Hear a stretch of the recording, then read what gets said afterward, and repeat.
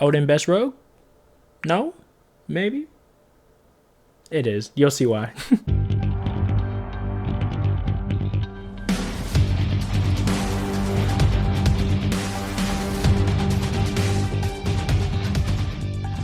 What's up, crew? Just Zay here. Today we're going to be going over my ideal Oden build. Now, yes, Oden is not very much top tier as far as the support that it has in OPO1 compared to OPO2, but it is a really fun deck to play around, and you can really catch your opponent off guard with a lot of things that this deck can do. But before we get into that, if you do find this video helpful in any way possible, go ahead, like, share, and subscribe to the channel, and hit that notification bell to get more up-to-date information when I post content on One Piece TCG. And by all means, let's get into it. Alright, so let's go ahead and dive into it. Obviously, we're going to start with our leader. If you don't know Oden's ability is going to be activate main once per turn. During your turn, you can trash a land of Wano from your hand and set 2 of your Don as active. So it's very good if you feel as though that you need to utilize all 10 of your Don to the best of your ability, because then you can obviously trash a Wano card that you feel like is not going to help in this matchup, and then you're restanding 2 of your Don to have for your events in hand. So starting off, I'm going to go ahead and go into the supernova side of things just to get that out the way. Obviously, we're going to have 4 Jewelry Bonnie. That's just a given. She's your searcher. She's going to get you all of the rest of your supernova cards. Next, we're going to go into Scratch Manapoo. That's just a really good 2K counter. And honestly, depending on your matchup, I have actually seen more people, more so now, use this against certain decks because they know that they have to utilize whatever Don that they have left. So using this will kind of make it pesky, but I mean, in most case scenario, you're not using him. You're just going to use him for 2K counters. Next, we're going to have 3 Law. Law is going to be a lot for bouncing your searchers in hand if you feel like you really need to search, or if you want to, and what you're going to see in just a moment, a lot of the 3-cost cards that we have in here, for example, with Izo, you could play Izo to rest an opponent's character and then bounce her into your hand to have that 2K counter back in your hand, and then play something else in response. And then also for characters, lastly, we're going to get 2 Kids. It's just a really good card, and there's no reason as to why you wouldn't want to play him, considering he is super pesky to get around, and it just makes it very problematic to try to go for game when he's on board. Now, going into Wano, obviously we're going to start with our searcher for them, and that's going to be for Momonosuke, and that's just a given. He's going to search for the rest of your 30 in total Wano type cards, and then we're going to go ahead and play for Nekomamushi. Nekomamushi is going to be really good for resting your opponent's characters. The low cost blockers, it's in this game state we have a lot of low cost blockers, except for maybe against purple matchups, but even then they have like their Black Maries that are 2 cost or stuff like that. So this is really good to rest a lot of those cards, and in an early game state it can help you get rid of a lot of other cards too, like for Nico Robins when you're playing Zoro, or if you're playing Kid and they happen to play out their Okiku. This will help you in mirror matches. If you're again going against another Oden by chance, which I highly doubt, but it can also help you against going against Kid players when they play their Okiku. So that's really, really good. For Izo, which is just a given, she's a great 2K counter, but you can also utilize her ability more because you have your Law to bounce her back in hand and play one of your other 3-cost options, which we're running 3 Rizo. Super good draw power, just can't ignore it, and it has to be respected. 3 Assorted Doji. He's really good actually, and I've seen him a lot better, especially against Doflamingo matchups.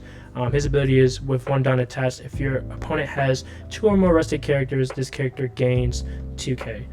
So essentially you put a Don on him and he becomes 7K if your opponent has 2 or more rested. So it's really, really good, especially for a 3-cost, and especially in this deck, and I'll get more into why. And 3 Okiku. Running her at 3 because, for one, she doesn't have counters, and it's one of those things where you either see her when you need her or you see too much of her, and I think having her at 3 makes it just the right amount for sure. Now, going into unpopular opinion, I think 1 Yamato. Now, I know I very much harp on a lot of people that running one of is just, in my opinion, not great at all. But I think she's just one of those characters where it's like you want to run her at more, but she's 5 cost for 5K, so it makes it really, really rough. And because of that, it's like You could always switch out one of your other characters within this build that you feel like you don't want to see, and I'll get more into that when I go over my events, because there is some events that I run in here that is different. But she's really good to have, and I think she has to be respected on board. When she plays, people are going to jet pistol her. But let's say you have Okiku on board and they haven't got rid of that yet. They have decisions now. Do they want to get rid of the Yamato, or do they want to get rid of the Okiku? So it makes your opponent have to make more decisions, and that's kind of what you want to do. Now, one card that makes this deck really, really more useful is Denjiro. Denjiro has the ability of, with one Don attached, if your leader is Oden, set up to 2 of your Don as active when he attacks.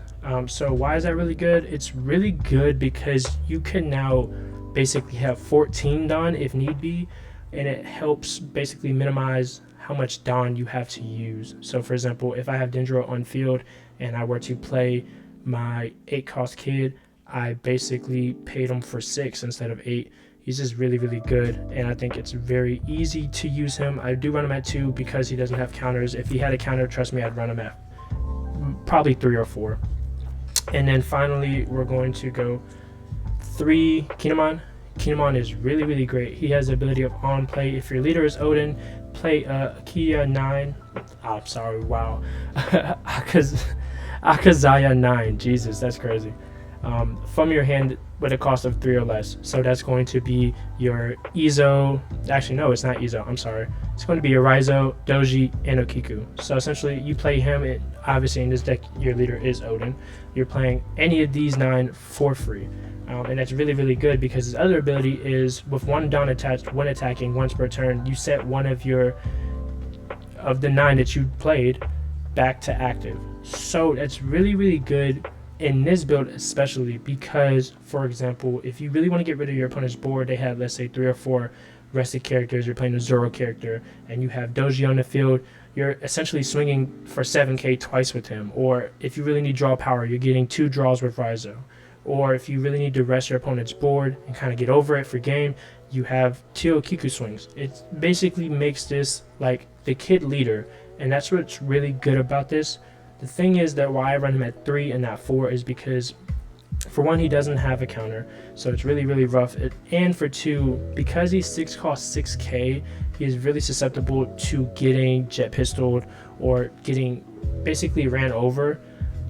But I don't want to see him at 4 because I've, in my personal case, seen him more times in hand than not, where it's like I don't need him, I already have one on the field, or it's like, you know, in this game state, it's not really helping me. So running him at 3 makes a perfect balance for me particularly. So now going into events, we're going to go ahead and start off with, obviously, a really good event for this is going to be 3 Paradise Waterfall. It's going to get you your 2k and it's going to restand a character to active. So if they're really pushing to get rid of your Okiku and they want to go Petty Swing, you can save it and then restand it so that they can't go for it again. Or if you want to save your Kinemon, it's just really a good 3 of. What makes this really, really good is the trigger, because it KOs a 4 or less rested, and that is really good, especially in the OPO1 game state. And then going into Pump Gibson, 3 of, I don't want to run 4 because I think it's a good balance of 3 and 3. And it's just really good to, you know, rest an opponent's character, especially if you happen to pull a trigger of Paradise Waterfall right after. Super situational, but if it happens, it is nice. That, and this is really big trigger of resting an opponent's character, and it doesn't specify the cost. So that's why I run 3 and 3. But obviously, if you've been keeping count, then you notice that there's still 4 more Supernova slots, because I did say that there is 20 that can be searched by Bonnie, including Bonnie, and that's going to be my unpopular opinions for a lot of people, I feel like, but it really, really comes nice, and that's going to be 2 Scalpel and 2 Demon Face. Now, before y'all come at me, Scalpel is really, really solid and slept on, because Scalpel's ability is, it is a 1-cost event for 2k, but it also sets one of your Dawn as active. So in the case of having Scalpel in any of these events in hand, it helps you because in a better pro state where people are more skilled of players and they see how many Dawn you have left, you have 1 Dawn, they're probably thinking, okay, he just has Paradise Waterfall, I can swing for exactly however much and let it be slightly over 2k. Maybe 3k is what they'll need, and Paradise Waterfall is not going to help them. then you can use Scalpel with this and essentially make this 4K. Or in the case of this, you're making this 6K. So I think this is really good and it's really slept on. It does have the trigger to set 2 of your Duns active. So if you do get this off of a trigger and you have Pump Gifts in the hand, you can do that if you have no Dun active and you overcommit it. It's kind of one of those things where it helps a lot more than people may think. Now, going on to my secret sauce of the build is going to be Demon Face, and people really have been putting this more into their deck the more I've been explaining it to people, especially in Oden or just in a lot of green decks at the moment, because it has the ability to KO 2 of your opponent's rested characters with a cost of 5 or less. Yes, it is a 6 cost, but in a build like Oden, that necessarily doesn't cost as high as people may think. You have Oden's ability where you can trash a Wano type, and this essentially is a double jet pistol for 4. Or if you have it on board, you have Denjiro. Denjiro is going to make this a lot better because now I pay 2 cost to get rid of 2 high value characters. I've played this against Zoro players where they had 2 Luffys on the field, or a Luffy and a Zoro, got rid of them both. I played this against Doflamingo players where they've had a rested Boa and a rested Gecko Moria with a double attack, got rid of both of those. I've used this a lot more than I can say is bad. I have moments where it's like, you know, I don't really need this and that, but more times than not, this has been useful to me. But with that, if people find it that it is a very unpopular card and they just don't want to run it at all, you could always switch out a Demon Face for another Yamato, and whatever the case may be, of something that you want to run at 4, or you could just switch them out for 2 X-Drakes, which will still keep your ratio of 20 Supernovas. You know, you have options here as far as what you can do to switch it out. And we're going to go ahead and show you just exactly something that you can do. So let's say you have a pesky blocker on your opponent's field that is kind of preventing you from going for game. What you could easily do is play your Izo for 3, and with that, boom, you rested a 4 or less. Now what you could do also to kind of benefit and get a higher defense on your end, which is something that this deck kind of is, I don't want to say bad on, but in lack of a better word it is you pay your 5 to then play your Law out, bouncing your Izo, so now you have a 2K counter back in hand, and you can then go on the offensive and play something like, for example, Okiku or Raizo or Shura Doji. So that's just one quick combo that we can do. Let's go ahead and show you one. Let's go ahead and show you another one. So going into this other combo, one thing that I really like about Denjiro is that if you have a Don attached to him, and let's say you want to play out your Kinemon, you're paying 1, 2, 3, 4, 5, 6 for that Kinemon, and Kinemon will play you whatever character that you wanted to play out of your hand. Let's say Raizo, for example. Boom. Now you paid 6, you have about 3 Dawn left, right? What you could easily do is swing with your Denjiro. Now you're back to 5 Dawn, and you essentially paid 4 to play out 2 characters. And then you still have your 5 Dawn, which is really, really good. And going into Dawn usage, one thing that I talked about earlier and discussed is, for example, if you're trying to protect your Denjiro next turn and they happen to swing and you only have, let's say, 2 Dawn left, one thing you can easily do is if you happen to have Paradise Waterfall or Pump Gibson and you have Scalpel in hand to pair with one of these two, then this can help out quite a bit, because this is essentially now 6K and this is essentially now a 4K.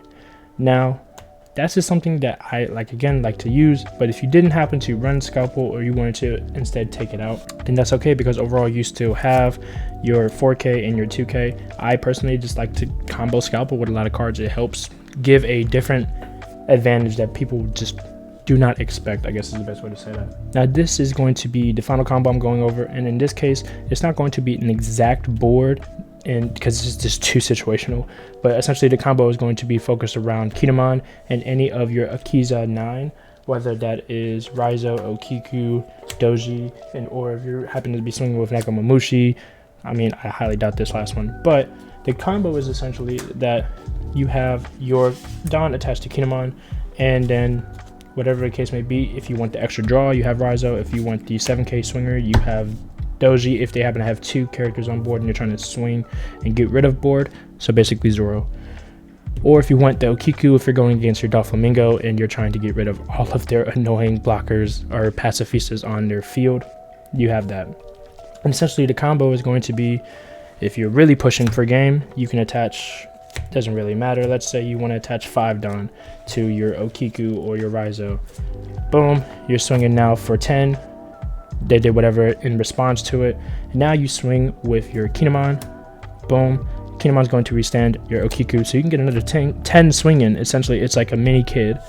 Or in the case where you're swinging with Okiku first, boom, you got your whatever your power off of that. Now you're swinging with Raizo to get a draw, and if you really need more draw power, you can then swing with your Kinemon to get back your Raizo to swing again for more draw power if you have Don attached to it. Or there's multiple ways to which this Kinemon will highly focus on, and this is kind of why it is, yes, your focal card to help with this combo. Obviously, if you're going against red players, then you might not want to focus so heavy on it because it is a 6 cost 6k, so it is highly susceptible to being KO'd. Outside of that, if you're going against a blue player, if you're going against a blue player, then obviously this is something that can be easily returned back to hand, or if they're playing Mihawk, bottom of the deck. So do be very cautious of that. Obviously, if you're playing against a green player, there's nothing that they can really do in response to kind of rest it itself. It has to be rested on its own with you attacking it. So do be mindful into when you play this. But with all that being said, that is exactly all I really have to give. And that's going to conclude today's video on my ideal build for our Oden deck. Let me know down in the comment section what your thoughts are in this build. If you feel like, you know, Demon Face is a really good slept on card that people may not see coming, or that you really just think that it's terrible. Let me know down in the comments, because I like the feedback and I do like the input of others, because it helps all of us kind of get more builds going. And as much as, you know, net decking and finding the best deck that you think you can find online is really cool, I think it really all comes down to just what you feel right with and what you feel gets you games. You know, I think it's always great to be creative and just kind of go with your playstyle, not necessarily what somebody else went with, because I mean, that's what they did. They came with their own playstyle. They went with how they felt like it was the best way to go about it, and that's what got them their wins. So do let me know down in the comments what you think on this build, and let me know also what other builds you would like to see in the future. I'm planning on posting the rest of the leaders thus far that came out, obviously in OPO1, right before Treasure Cut. That way people have some builds to kind of look at and get their ideals flowing before deck submissions have to come in. So with all that being said, know that the One Piece is real. Know that you got love over here. Peace.